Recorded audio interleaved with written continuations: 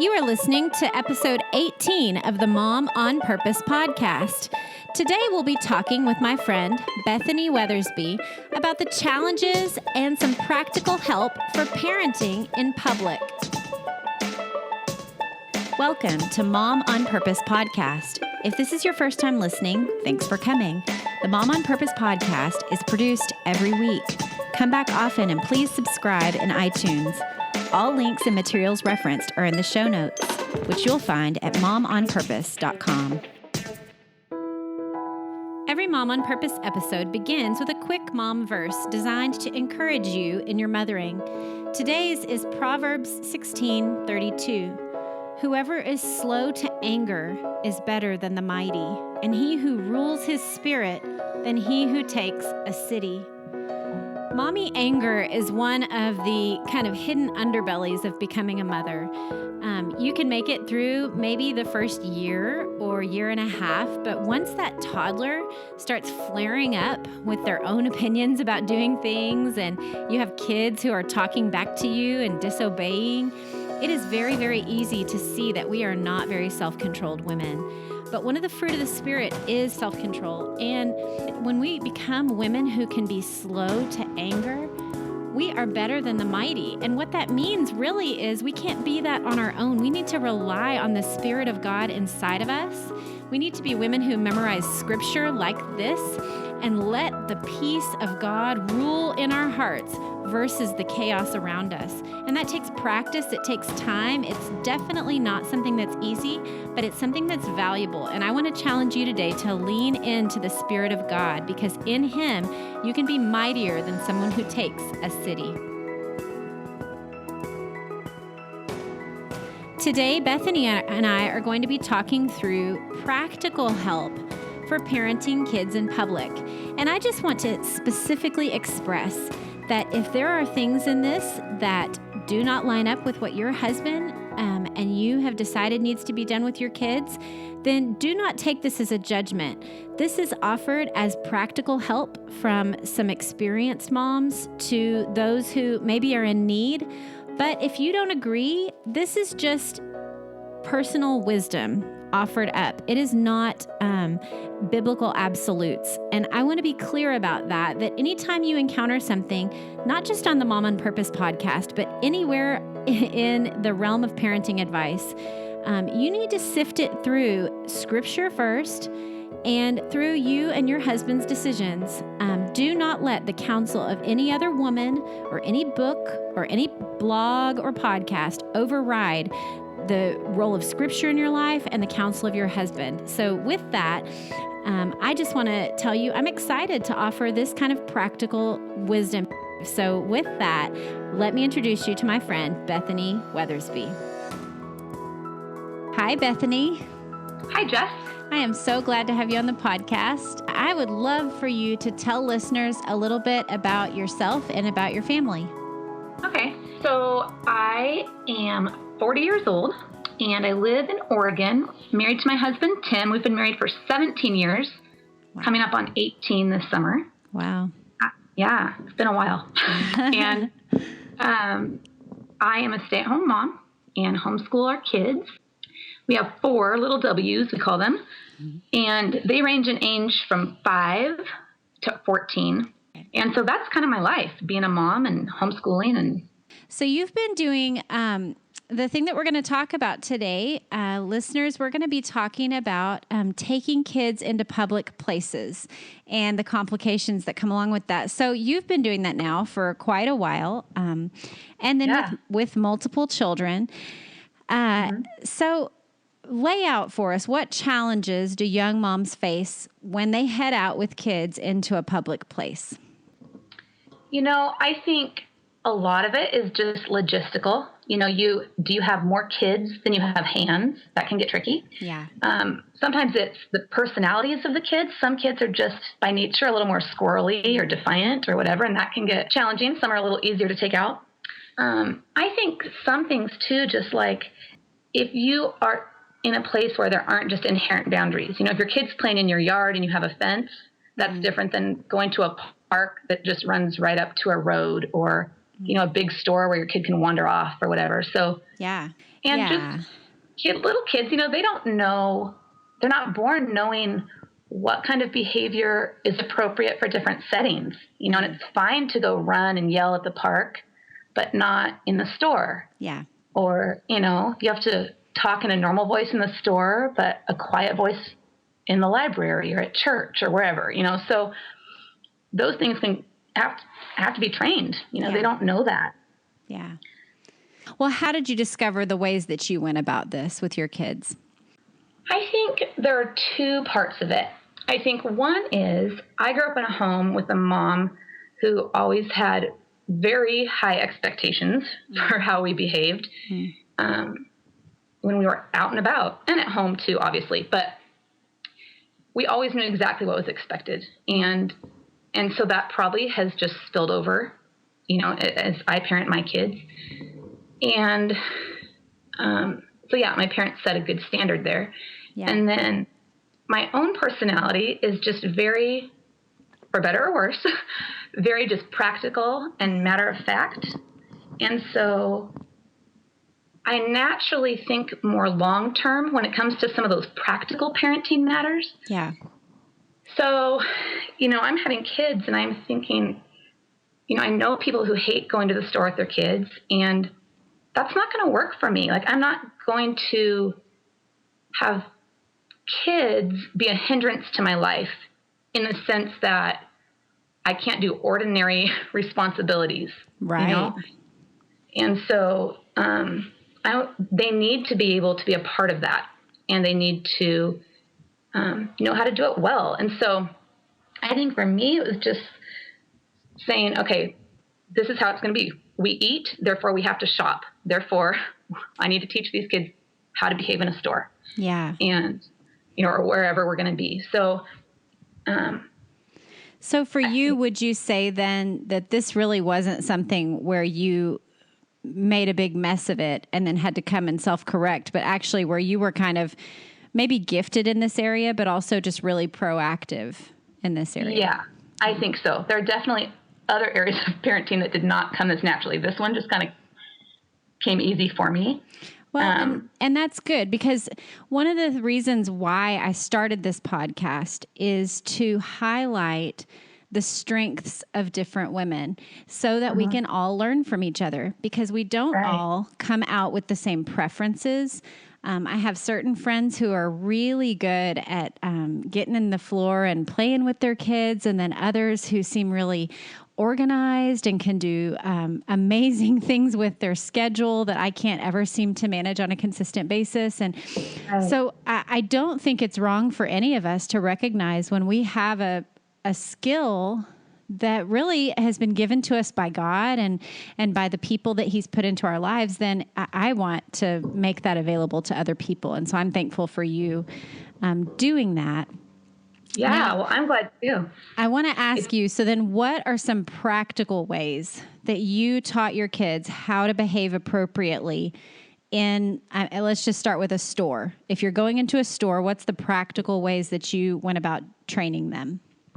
Okay, so I had to kind of think about this, because since this is something that I didn't have to, it just kind of came naturally to me. You know how sometimes the things you just automatically do, you don't even really think about, how did I do that? You just did it. Yeah. So I've been thinking about it. And so for us, when we have littles, they're obviously in the shopping cart. That's fine. But I pull our kids out of the shopping cart at 2 years old, which I know some people think is young. And again, this is totally a matter of preference, but it worked for us. And that's when I start teaching them how to walk in the store and to walk alongside the cart. And that year, especially from 2 to 3, is pretty, it takes some energy, there's a lot of training going on there. But I make it really clear when we get to the store, before we even go inside, I will just kind of do like bullet point reminders of things like, say, okay, we're going to go inside. You stay by the cart. You do not touch anything unless I ask you to. Another thing we say in our family a lot is we don't do I want in our family, which is not just in this, in the context of a grocery store, but that's a time where you often see kids, having a meltdown in whatever aisle because they really want the cookies or they really want the apple. And oh, goodness gracious, I just don't want to have that. So we just don't do I want. And so I give them just some reminders of those things. Stay close, don't touch. We don't do I want. Not a big lecture, just some little reminders. And then, we would go in and when they're really little, they just walk by the cart. As the number of kids increased, sometimes I would have an older kid partner with a little kid. And we say link up. Go link up. It's just grab somebody's hand and they would kind of help keep them. But so yeah, we do a little kind of prep right before we go in. Then we start shopping. And I have found that kids who are bored, this isn't something I've discovered, but kids who are bored are kids who get into trouble. And so one of the things that I've tried to do is I assign jobs in the store, because if we're going to be doing this big, huge grocery shopping trip, and I have 1, 2, 3, 4 kids trailing behind with nothing to do, that's just a recipe for failure. Yeah. So at one point, we had one of the kids was definitely more prone to getting into trouble, not as likely to stay nearby, whatever. And so that kid got the job of pushing the shopping cart. It gave them something to do with their hands. It gave them a place where they couldn't wander off, because then we were without a cart. Yeah. And so giving them a task, I think kids rise to the occasion. And that kid did that job well, and for years. And so that was good. Okay, so we get in the store, we have someone pushing the cart, and then I also give really specific directions, because I want them to not only be behaving, not throwing a fit, not running around, but they need to learn how to shop, and they're part of a family, and so let's all do this together. So we do some divide and conquer, and when they're little, we're dividing and conquering nearby. So I might say, Silas, can you go get 6 cucumbers? Check to make sure they're firm, no squishy spots, because they need to learn that. Or I might say, Devin, can you go get brown sugar? And I don't care what kind you get, just check for the best unit price. So they learn how to do that. Or we buy a lot of things in bulk. So I'll send a kid to go fill up a bag, and they have to label the tag and, that kind of stuff. So anyway, we do a lot of just specific tasks. And then as we go through the store, if the kid's having a hard time or not staying near the cart, then it's just constant reminders. And I say a lot of, if we're going down an aisle, stay to the right, people are coming the opposite direction, or eyes up. And so they're looking and being aware of, the other shoppers. Yeah. So those are some of the specific grocery store things. I think part of it is starting early helps. It's way easier to train than to retrain. So if the kids, we're in there and maybe a kid's getting squirrely or doesn't want to do the thing I asked them to do. Sometimes I have one kid be in charge of our shopping list and crossing things off of it as we go along. But, if they don't do something well, then I'll say, hey, let's try that again. And then, I tell them again what it is I need them to do. Give them a chance to say, okay, Mom, and obey. Let me ask you something, because I feel like this is a place where maybe moms with younger kids could get tripped up. Do you give those jobs before they are well trained in the store, or at the same time, or do you do it after you've taught them how to behave in a store? What's the process for that? Okay, so it's probably varied a little bit from kid to kid, partly depending on personality and partly depending on just how many kids we had and what their ages were. So in the beginning, so like my littles, my 2, 3, 4-year-olds, they're not they're clearly not pushing the shopping cart, and they can't read to cross off the grocery list items. So especially at the beginning, it's a lot of just learning to walk near the cart, stay out of the way of other shoppers. But I do try to include them in things like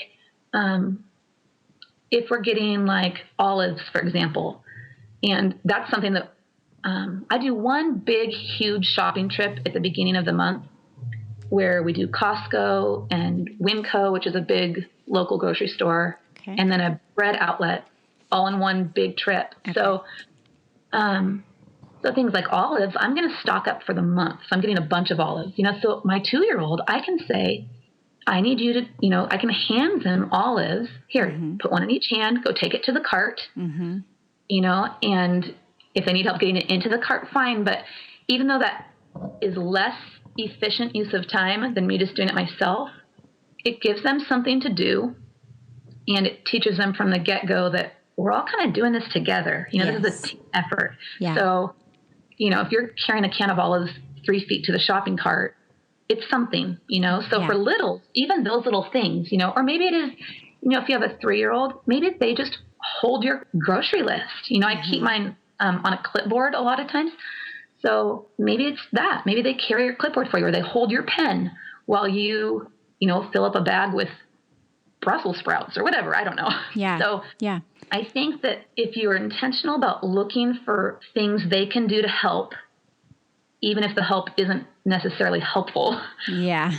That's something you can do with littles, and then once they get older, then you can start giving more and more responsibility. Yeah. But at the start, it's a matter of staying close by, keeping your hands to yourself. And some kids may need to keep their hands in their pockets. Some kids may be just fine. That's really great. It's a great principle that it really does often take more time to train well at the beginning. And I think sometimes if you're in a rush, you can feel like, it's just not worth it. Just put them in the cart. We'll deal with it later. But actually taking that time to do the training pays off in the long run. So would you share with us some of the benefits that you've seen from being diligent and being proactive about this with your kids? Yeah. Well, mostly I enjoy shopping with my kids.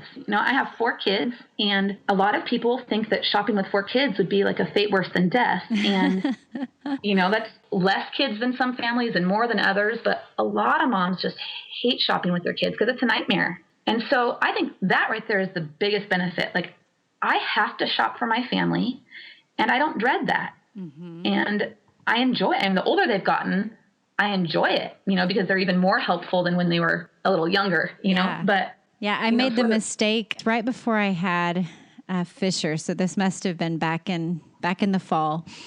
And I made the mistake of going and doing a big shopping trip, but not bringing my kids with me. And I ended up, because it was my big trip, I normally push 2 shopping carts and we just about fill them up.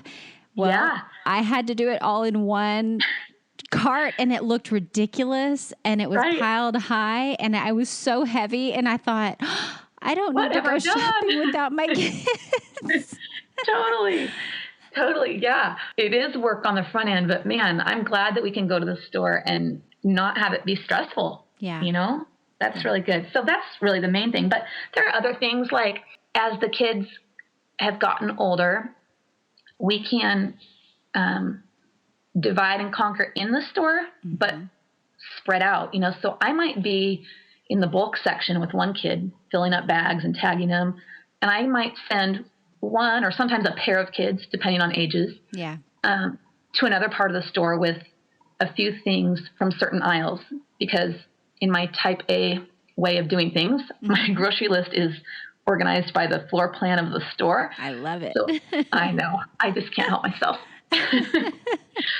So, but I can look at that then and look at, some aisle on my grocery list and figure out some things that would be easy for them to select, that I don't need to kind of take a peek at first. Yeah. And just say, okay, can you guys go back and get sour cream, eggs, and milk, because they're all in the same section. Here's the sizes I want, or I don't care what size, as long as we get this much total, just find the best unit price, or whatever. Like, to be able to do that, and that speeds up our process a lot. To have, it's usually 2 groups that are out that are getting things for me, and so that's super helpful.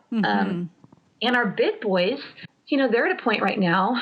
We live in a pretty small town, and sometimes they can just go run and pick something up. They'll ride their bikes down to the store and they can pick something up for me. Or maybe if we just had to do a quick thing, I just have to pick up one thing at a local store. Even Naomi now, so she's 9, she is getting to the point now where she's getting able to just run in real fast. I wait in the parking lot where I can see the door. Yeah. And I know about how long it's going to take her. If she's not out, then I'll go in. But, they can run into the store and do stuff on their own while I wait in the car. So that started with the big boys. And then, each younger kid starts pairing up with an older one till they kind of get the feel of things. And so that's cool. That's handy, that teamwork there too. That's great. Well, so then let's talk about, because paired with this idea, whenever it comes up, I see the same thing said, though, that kids are going to be kids. Tantrums are normal. We need to affirm kids that are, freaking out in a store or whatever, regardless of how you feel about that, about how obviously we should be kind to others and that sort of thing. But when we're talking about our own kids, what's wrong with this idea? Why shouldn't we use things like bribing with candy or just getting through the weekly shopping trip? Why should we set our sights any higher than that? I think, it kind of goes back to what I had said earlier about, it's about thinking long term. And you may do a bribe one shopping trip that might just feel like it's worth it to you. Mm-hmm. And I understand that. Some days are just tough. Yeah. But then you've set this precedent for kids who want to bribe.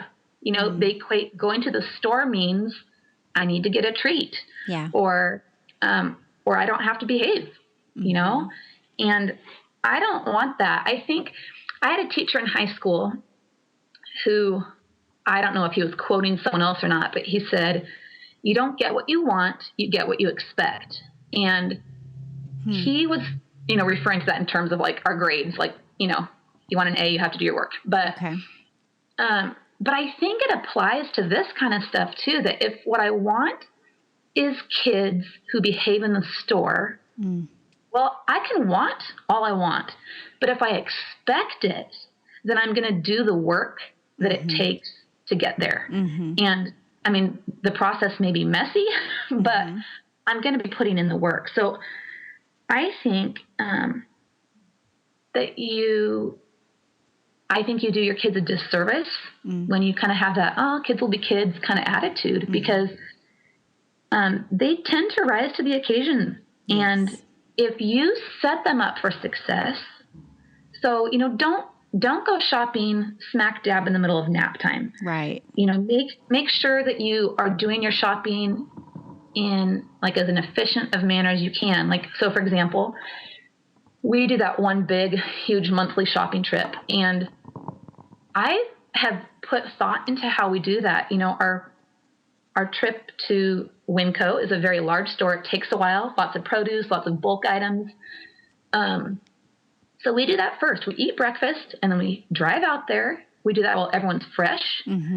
That store takes the longest. We have to bag our own groceries. And then we get done there, and then we drive over to the bread outlet, which is in and out pretty quick. And they always give the kids a little bag of cookies. And so that's this fun little snack midway through our shopping day. Right. And then we can hit Costco on the way home, which everyone likes because there are samples. Yeah. And we're not bagging anything. We're just hauling big cases of stuff off the shelf. Yeah. And so things like that, plan it, whether it's the way that you use your time efficiently or making sure your kids are fed and well rested. Set the kids up for success. This is Jess again. Can I ask a favor of you? If you find the Mom on Purpose podcast helpful, would you do one of two things for me? First, would you go to iTunes and leave a review? It really does help other women to find this kind of practical training. So if you find it of value, please share that. And the other thing is, would you share it on Facebook or Twitter with your friends, even by email? If there are particular young moms that you know need this kind of biblical practical training, then share it with them. That's my request to you personally today. Thank you. This was episode 18 of the Mom on Purpose podcast. Come back for part 2 of my conversation with Bethany in episode 19, where we'll be talking about biblical principles that can lay the foundation for why we do what we do, both in public and private parenting of our kids. Thanks for listening to the Mom on Purpose podcast. For more information and all links and show notes, go to momonpurpose.com. You can make a huge difference in how many women find and benefit from this podcast. Please like Mom on Purpose on iTunes and take 2 minutes to leave a review. I'll meet you again next time to equip you to be a mom on purpose.